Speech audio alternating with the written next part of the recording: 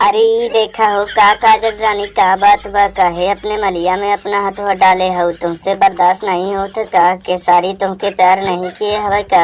सुनिए पवन जी, आप नहीं जानते हैं हमको बहुत ज्यादा ही प्यार करने का मन कर रहा है। 1 महीने से केसारी जी बाहर गए हुए हैं। 1 महीने से मैं प्यार नहीं कर पाई हूँ। इसी वजह से हमको बहुत ज्यादा ही प्यार करने की इच्छा बढ़ रही है।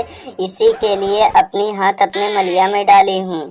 का काजल रानी का कहत हूँ 1 महीना से प्यार नहीं करवाई हूँ। तू कैसे बर्दाश्त करत हूँ। हमके लागत है कि सारी कहीं और जाकर दूसरा माल से मजा लूटत है, तभी तुमके छोड़ के गईल हवे। हाँ पवन जी, आप सही कह रहे हैं। हमको भी लगता है कि सारी किसी दूसरे माल के चक्कर में पड़ गए हैं, तभी हमारे बारे में नहीं सोच रहा है। अरे काजल रानी, तू केसरिया के चक्कर में मत रहा। तू इतना सुंदर बाड़ू, तुहार मलिया भी इतना सुंदर बाटे, तब पर भी तू हाथ से काम चलावत हो। तुमके हाथ चलावे के कोई जरूरत नहीं बा, हम बानी ना। तुमके जब प्यार करे के जरूरत पड़े तू हमके बुला ली है।